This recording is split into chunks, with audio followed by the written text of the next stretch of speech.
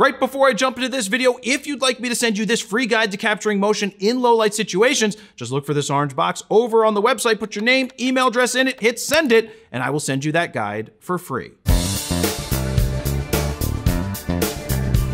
Jared Polin, FroKnowsPhoto.com, and it's been 1 year since Canon announced the EOS R5. So how does it hold up? This is my review of the Canon EOS R5 1 year later. The announcement of the R5 was a surprising one for a few reasons. One, because they also announced the R6 at the same time, but two, because it was less than 2 years after their first real mirrorless camera, the EOS R. The EOS R was fine, but it wasn't spectacular in the way of specs, but it did get the job done, and it did get Canon into the mirrorless mindset. I always said that Canon was the sleeper of the bunch, but I never thought they would strike back so quick with something that had the potential to be so good. Before we get to the 1 year later review portion of this video, let's do a quick refresher on the specs of the R5. The R5 has a full-frame 45 megapixel sensor that's capable of shooting 12 frames per second with the mechanical shutter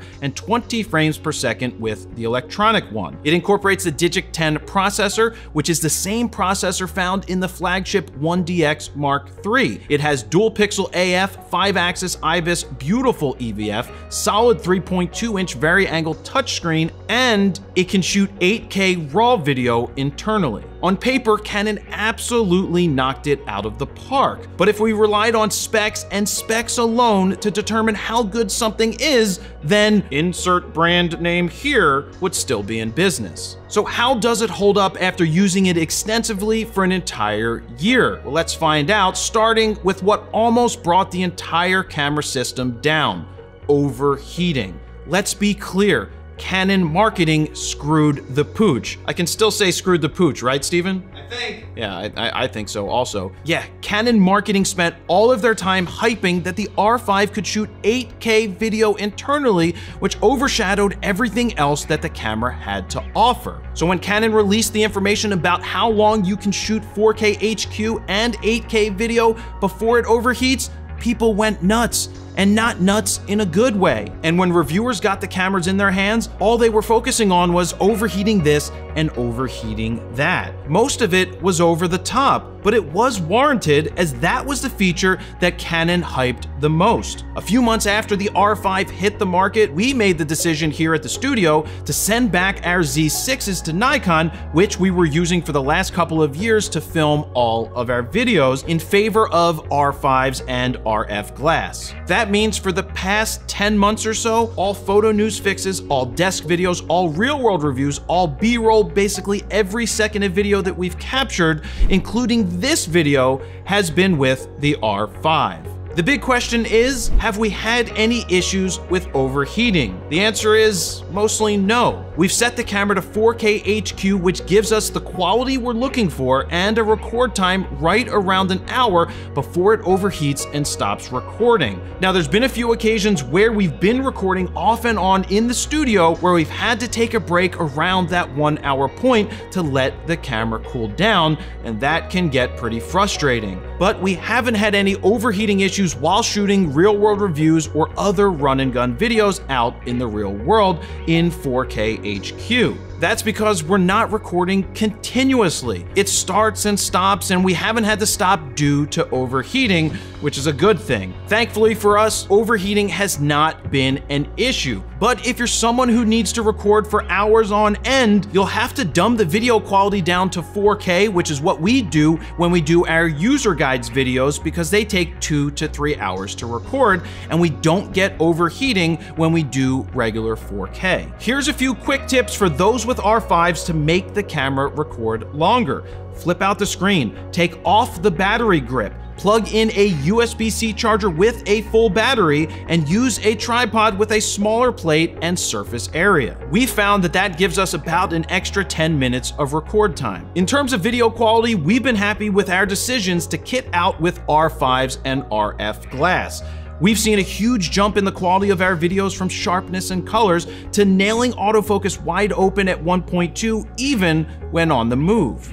Let me jump in here real quick because I want to show you two images taken with the R5 and edited using our FroPack presets. Starting with this one right here, we're going to use FroPack 3 starting with Fifth Element. One click, that's what it does. Then we're moving on to King Contrast. Look at what that does with one click, but check this one out. Mount Airy, light and airy, great for wedding photos, great for stuff just like this. And then we've got Prestige Worldwide. But my favorite all-time preset that we've created is Skittles for something like this. Let me show you that again.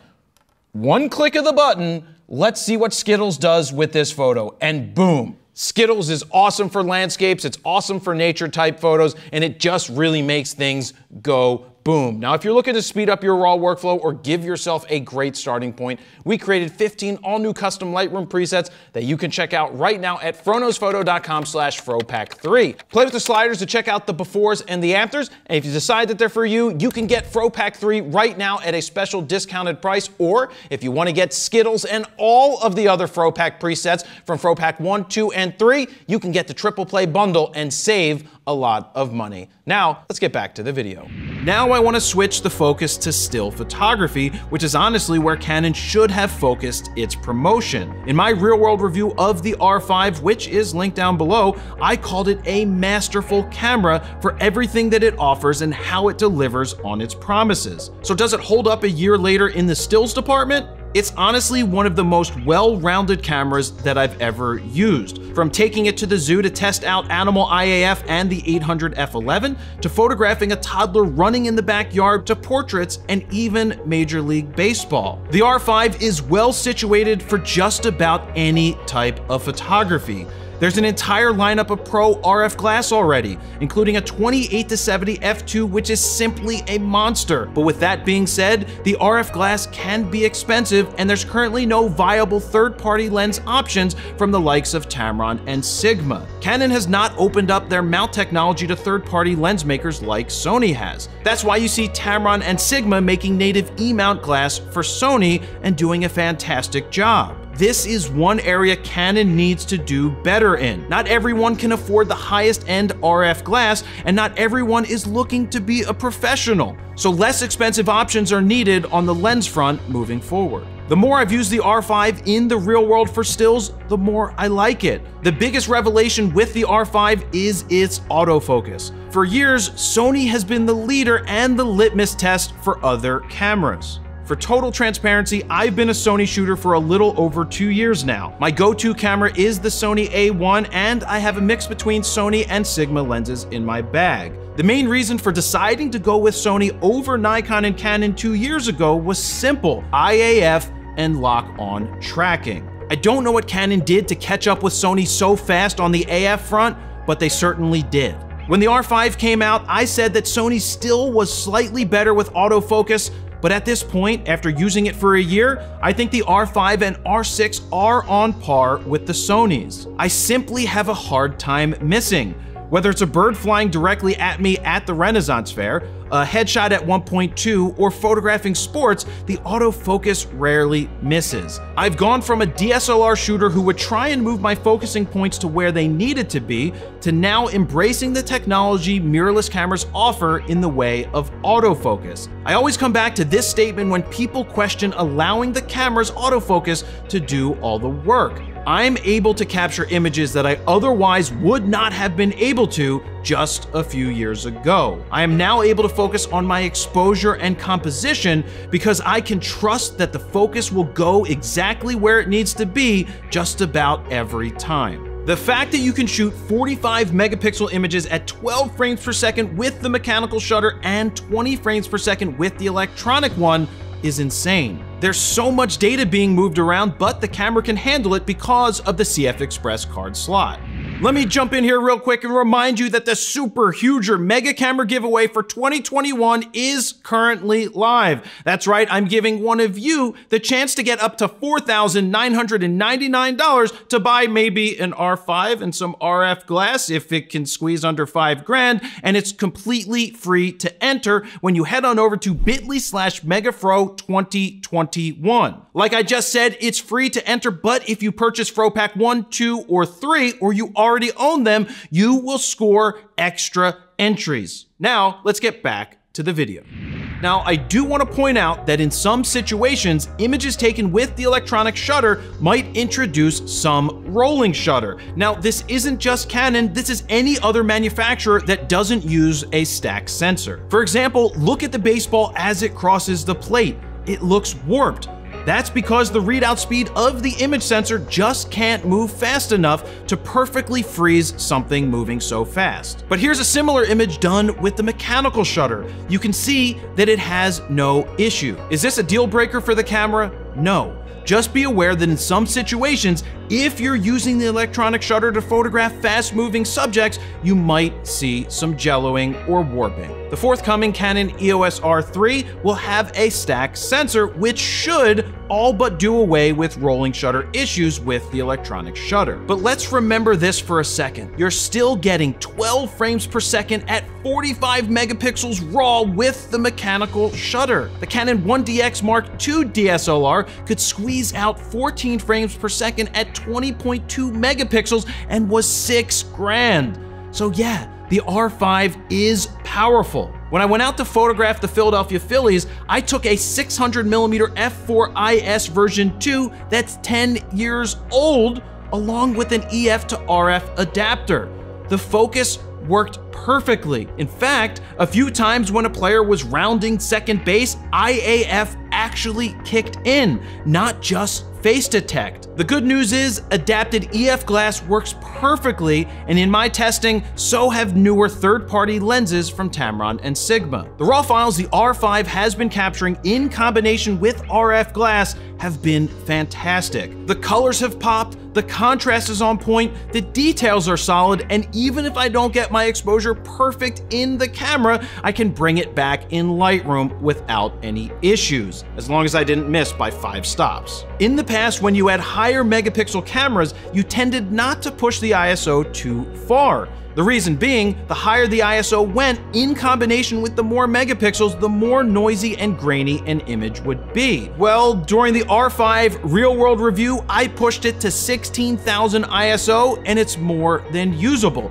Yes, you see some noise and grain if you zoom in, but it's 16,000 ISO for God's sakes. I don't normally push past 6400 ISO anyway, and this camera can handle it with flying colors. On a side note, I do not use any denoising software ever, period, end of story. Just embrace sharp grain if you have it. All those denoising softwares do anyway, in my opinion, is smooth out your image, making it look less sharp.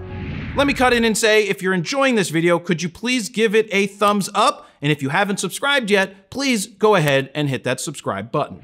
And on another note, the IBIS in combination with IS in RF glass is insane. You can handhold to shutter speeds that are super slow and still get sharp images when you're not shooting fast-moving subjects. So does the R5 hold up after a year? The R5 is better situated today than the day it was announced. Through a few firmware updates and new lenses being released, you cannot go wrong with the Canon R5. It's a fantastic camera in its price point for pretty much any situation you throw at it. Amazing video, amazing stills, top-notch autofocus, great raw files, great lens selection, both native and adapted, and honestly, the proof is in the pudding. We use R5s and some R6s for pretty much all of our videos at this point. Steven uses the R5 over his 5D Mark IV, and neither of us will be going back to DSLRs. The truth of the matter is,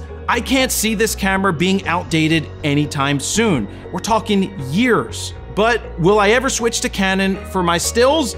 The answer to that is potentially. Right now I use the Sony A1, which has a 50 megapixel stack sensor that shoots at 30 frames per second and has insane autofocus. I do prefer Canon's glass over Sony's, but Canon cannot match Sony right now on the high-end mirrorless Pro front. Will the R3 or the yet to even be discussed R1 be the high-end Pro camera to challenge Sony? I think the answer to that is yes, but it's going to take some time.